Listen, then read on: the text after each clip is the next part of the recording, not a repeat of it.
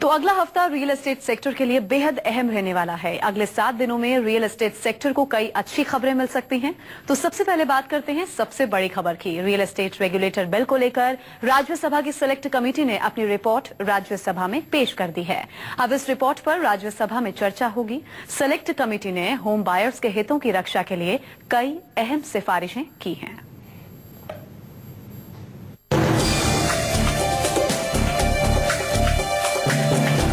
बिल्डरों की मनमानी से परेशान लोगों को जल्द ही राहत मिलने की उम्मीद है। ग्राहकों के हितों की सुरक्षा के लिए बनाए जाने वाले रियल एस्टेट रेगुलेशन बिल पर सरकार एक कदम और आगे बढ़ गई है।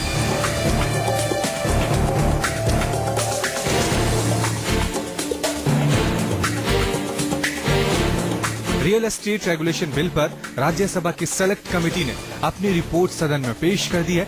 सेलेक्ट कमेटी ने अपनी रिपोर्ट तैयार करने के लिए देश भर में लोगों की राय जानी है।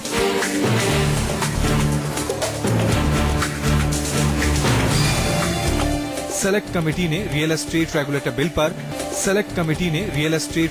पर बिल्डरों और बैंकरों की भी राय जानी है।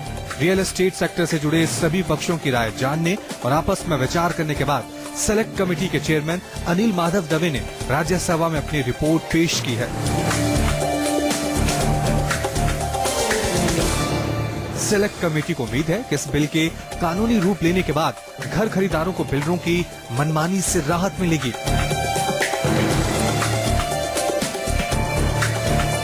साथ ही धोखाधड़ी करने वाले बिल्डर रियल एस्टेट सेक्टर से बाहर होंगे।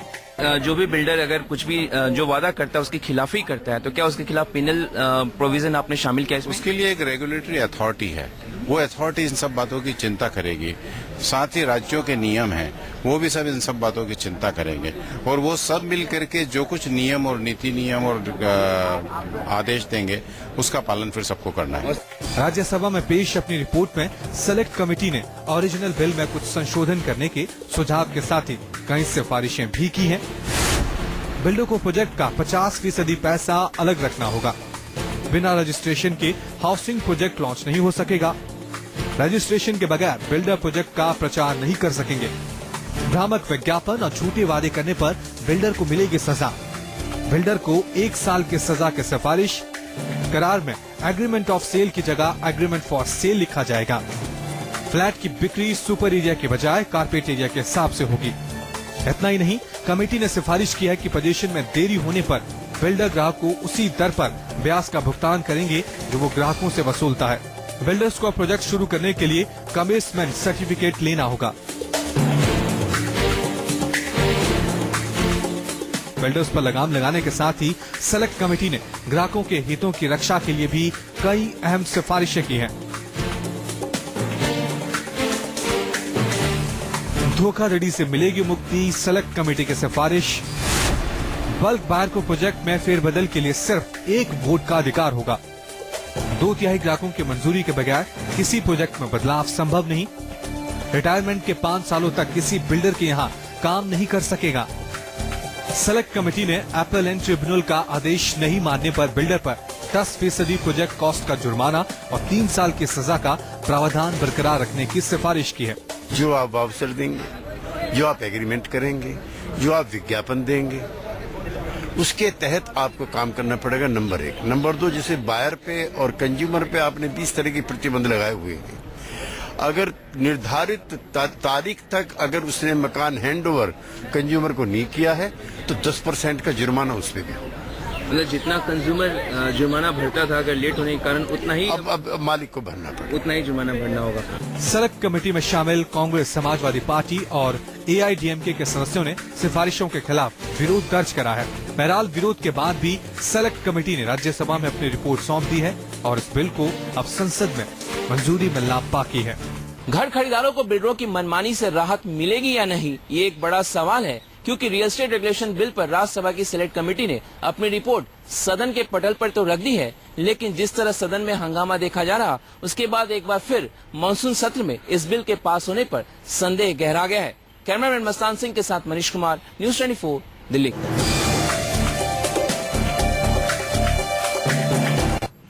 मंगलवार यानी 4 अगस्त को घर खरीदने की चाहत रखने वालों को अच्छी खबर मिल सकती है। 4 अगस्त को आरबीआई मॉनिटरिंग पॉलिसी का ऐलान करेगा और जानकारों के मुताबिक आरबीआई रेट कट का ऐलान कर सकता है। अगर ऐसा होगा तो 4 अगस्त के बाद होम लोन सस्ता हो सकता है, यानी नया घर खरीदने की चाहत रखने वालों को सस्ता लोन मिलेगा, तो जिन्होंने पहले लोन लिया है उनकी ईएमआई भी कम हो सकती है।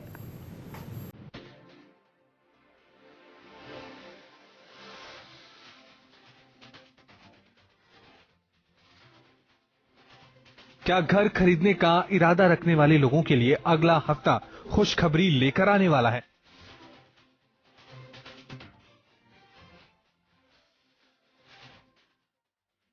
क्या मंगलवार को होम लोन सस्ता होगा?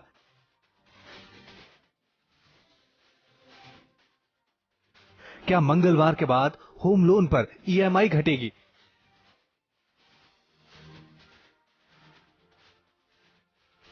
ये सवाल इसलिए क्योंकि 4 अगस्त यानी मंगलवार को RBI governor Raghuram Rajan credit policy की समीक्षा का ऐलान करेंगे।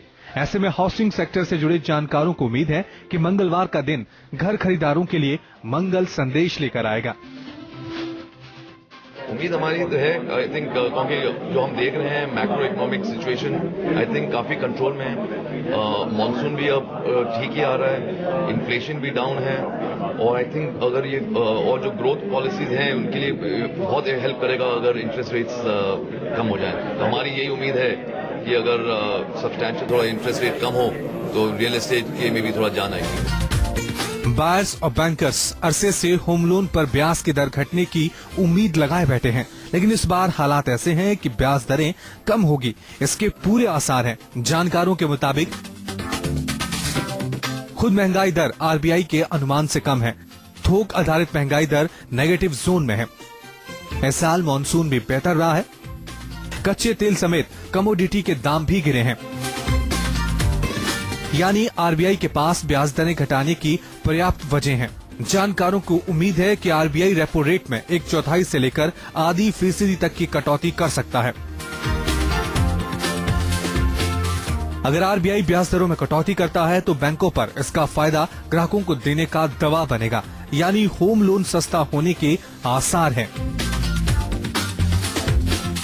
आरबीआई पिछले 1 साल में रेपो रेट में 3/4% की कटौती कर चुका है, लेकिन बैंकों ने अब तक इसका फायदा ग्राहकों को ज्यादा नहीं दिया है। लेकिन अब आरबीआई की तरफ से ब्याज दरों में कटौती होती है तो बैंकों को लोन सस्ता करना होगा।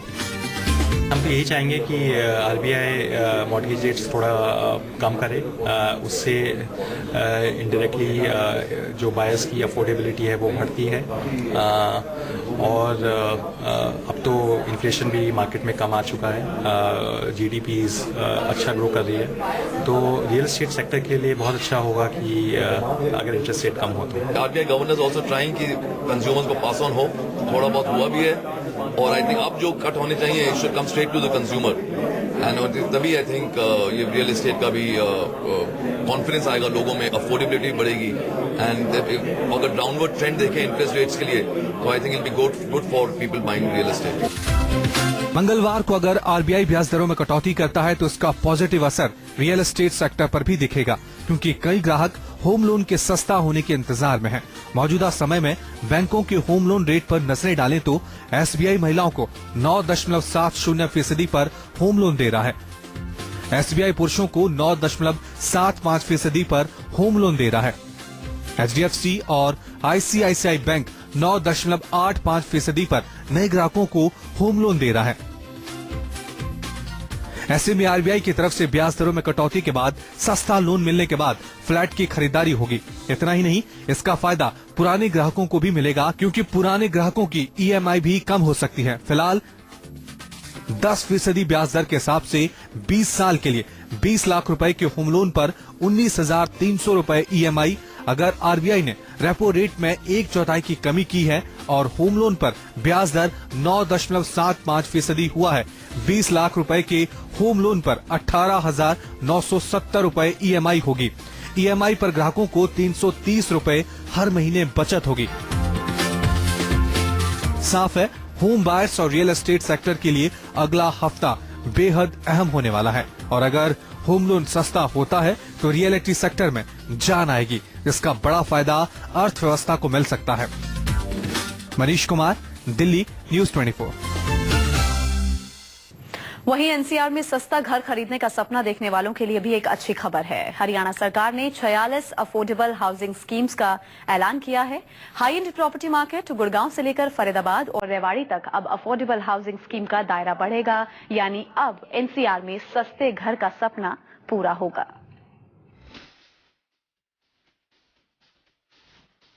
गुड़गांव दिल्ली से बेहद करीब, दिल्ली से चंद मिनट की दूरी।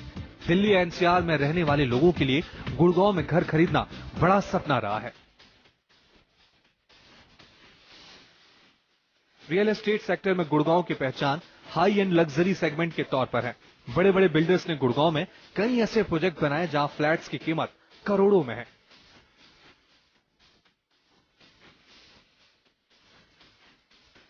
गुड़गांव की प्रॉपर्टी की प्राइसेस इतनी है कि यहां आम आदमी के लिए अब तक घर खरीदना संभव नहीं था, लेकिन अब हरियाणा सरकार की अफोर्डेबल हाउसिंग स्कीम ने गुड़गांव को आम आदमी के करीब ला दिया है। इसका परसेप्शन था कि वो ये लग्जरी मार्केट है, अनअफोर्डेबल मार्केट है, लेकिन अब जो हरियाणा गवर्नमेंट का नया स्कीम है, जिनमें इन्होंने अभी इस साल आई थिंक 6000 यूनिट अभी लॉन्च किए इस लास्ट 6 मंथ्स में, ये काफी अच्छा है। आई थिंक इस दोनों मार्केट अब कवर होगा, अफोर्डेबल भी और प्रीमियम और लग्जरी भी। तो I think is a well balanced market now. Haryana सरकार ने अफोर्डेबल स्कीम को बढ़ावा देने के लिए बिल्डर्स को सस्ती कीमत पर जमीन अलॉट की है। हरियाणा सरकार ने सस्ते घर बनाने के लिए गुड़गांव सिटी, सोहना, पंचकुला, फरीदाबाद, रेवाड़ी की पहचान की है। फ्लैट के रेट भी हरियाणा सरकार ने ही तय किए हैं। गुड़गांव, पंचकुला, फरीदाबाद को एक कैटेगरी में डाला गया है। इन शहरों में बिल्डर 4000 रुपए प्रति वर्ग फुट से ज्यादा रेट नहीं हो सकते। रेवाड़ी, महेंद्रगढ़, रोहतक में 3600 रुपए प्रति वर्ग फुट रेट तय किया गया है। हरियाणा सरकार ने कुल 46 अफोर्डेबल हाउसिंग प्रोजेक्ट को मंजूरी दी है। गुड़गांव, सोहना, रेवाड़ी, फरीदाबाद, पंचकुला और रोहतक के लिए इन प्रोजेक्ट को अलॉट किया है। अफोर्डेबल हाउसिंग के 23 प्रोजेक्ट गुड़गांव सिटी में होंगे, 9 प्रोजेक्ट सोहना और 2 रेवाड़ी में होंगे, 8 प्रोजेक्ट फरीदाबाद, 2 पंचकुला और 2 रोहतक में होंगे। कुछ अफोर्डेबल हाउसिंग प्रोजेक्ट्स लॉन्च भी हो चुके हैं। इन प्रोजेक्ट में फ्लैट्स लॉटरी के आधार पर दिए जाएंगे। इन प्रोजेक्ट्स में फ्लैट्स के दाम 13 लाख से लेकर 25 लाख रुपए के बीच हैं। ग्राहकों को ये फ्लैट सुपर एरिया नहीं बल्कि कारपेट एरिया के आधार पर बेचे जा रहे हैं और बालकनी एरिया भी अलग है। हरियाणा सरकार की पॉलिसी के मुताबिक बिल्डर ग्राहकों से फ्लैट की कीमत के अलावा पार्किंग, पीएलसी, ईडीसी या दूसरे चार्ज नहीं ले सकते। डिलीवरी के 5 सालों के बाद तक कोई मेंटेनेंस चार्ज नहीं देना होगा। साफ है कि अब दिल्ली के करीब घर खरीदने का सपना देखने वालों के लिए अच्छे दिन आ गए हैं। समाज का एक बहुत बड़ा तबका ऐसा है जो 1 करोड़ का या 2 करोड़ का घर अफोर्ड नहीं कर सकता है। तो जब नया मास्टर प्लान आया था 2031 का, तो सरकार ने वादा किया था कि वो कुछ ऐसे जमीनों के टुकड़े वो अलग रखेगी जिन पे अफोर्डेबल हाउसिंग बनाई जा सके। तो ये अफोर्डेबल हाउसिंग 25 लाख के सेगमेंट में है, जो लोग उस हाउसिंग को अफोर्ड कर सकते हैं। बहरहाल हरियाणा सरकार के कई अफोर्डेबल हाउसिंग प्रोजेक्ट आवेदन के लिए बंद हो चुके हैं, लेकिन निराश होने की जरूरत नहीं। अभी कई अफोर्डेबल हाउसिंग प्रोजेक्ट्स लॉन्च होने वाले हैं। इसमें घर की बुकिंग कर आप अपनी किस्मत आजमा सकते हैं और घर के सपने को पूरा कर सकते हैं। दिल्ली एनसीआर में प्रॉपर्टी मार्केट बुरी तरह से मंदी की चपेट में है। यहां पिछले 3 सालों में सैकड़ों प्रोजेक्ट लॉन्च हुए हैं, लेकिन ग्राहकों की बेरुखी के कारण बिल्डर्स के पास इन्वेंट्री बढ़ी है। दिल्ली एनसीआर में बिल्डर्स के पास करीब 2 लाख घर अब भी अनसोल्ड हैं। उधर बैंकों ने कर्ज चुकता करने के लिए बिल्डरों पर दबाव बढ़ाना शुरू कर दिया है, तो ऐसे में बिल्डर दोहरी परेशानी में फंस गए हैं।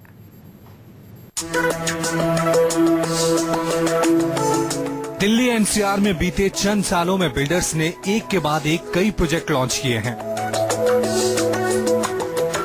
Noida extension, Yamuna expressway, Faridabad, greater Noida में पिछले 2 से 3 सालों में सैकड़ों प्रोजेक्ट लॉन्च हुए हैं। मुश्किल की बात यह है कि इन प्रोजेक्ट की लॉन्चिंग उस वक्त हुई है जब रियल एस्टेट सेक्टर मंदी के दौर से गुजर रहा है। ऐसे में प्रोजेक्ट की लॉन्चिंग के बाद बिल्डर्स को ग्राहकों का इंतजार है।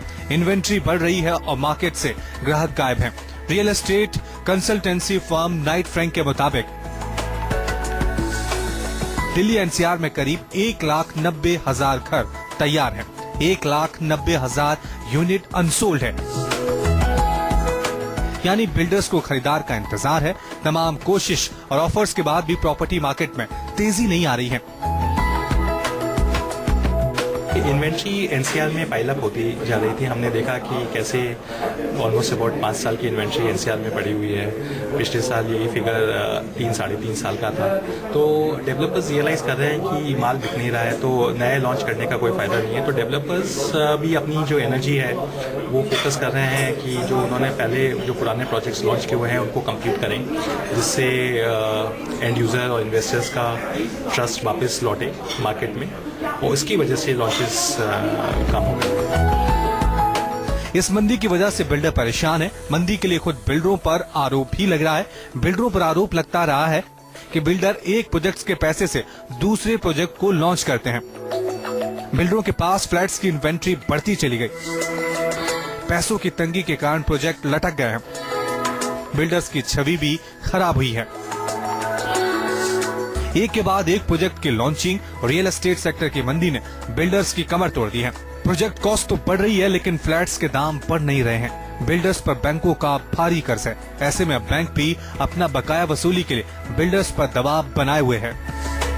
अनसोल्ड इन्वेंट्री का इशू है, इसीलिए कई डेवलपर्स ने अब एम्फेसिस की है कि जो हाथ में माल है उनको पहले निकालें, अनसोल्ड इन्वेंट्री को कम करें।